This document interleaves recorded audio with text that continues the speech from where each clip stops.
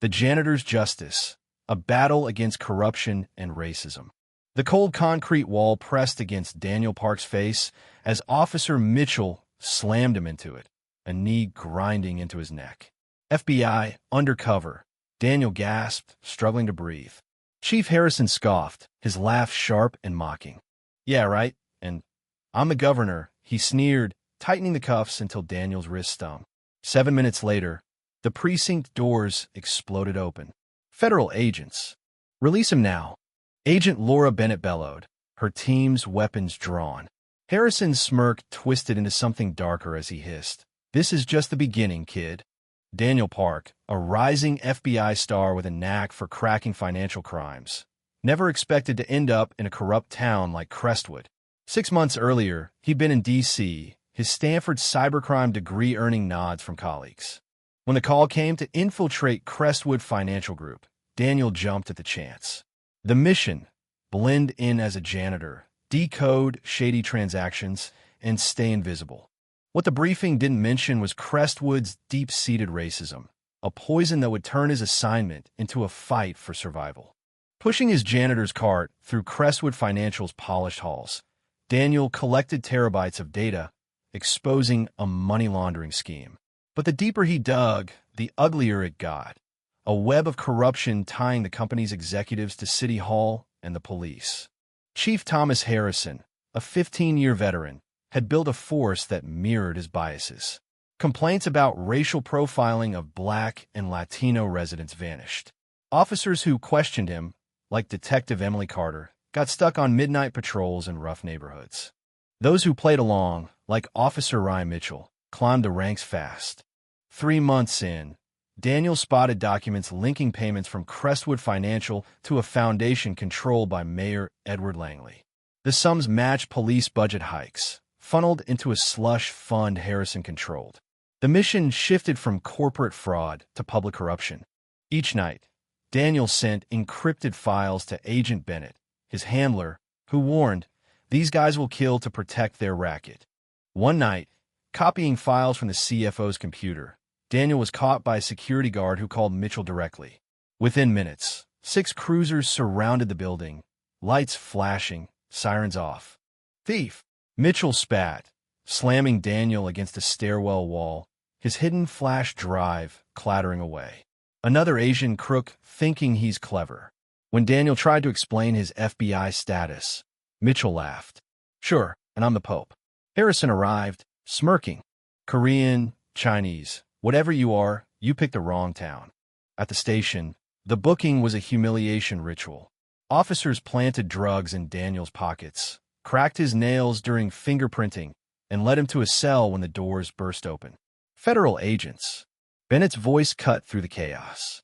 "Release Agent Park immediately." The standoff was tense, but the cops backed down.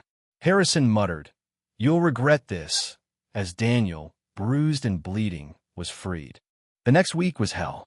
Daniel's apartment was trashed, slurs spray-painted on the walls. Police tailed him everywhere, pulling him over repeatedly. At work, his access card stopped working, and his boss warned, "One more screw-up, and you're gone." But Daniel kept digging, finding new evidence of money flowing from Crestwood to Langley's accounts. Then, unexpected help came.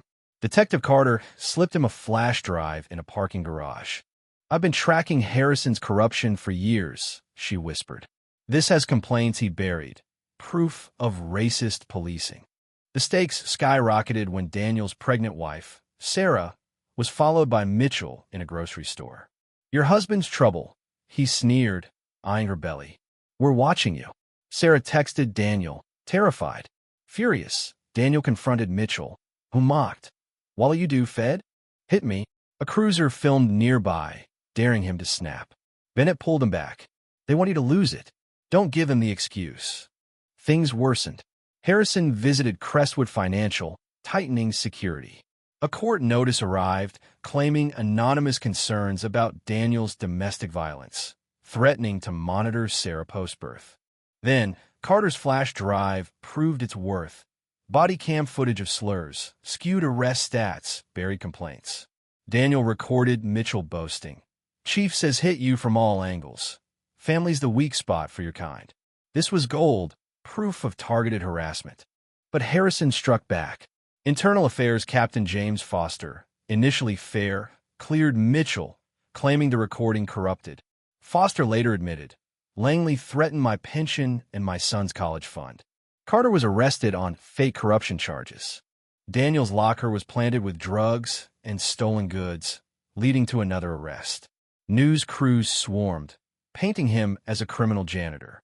Sarah received death threats and a shredded baby blanket stained red. With allies dropping, Daniel went rogue.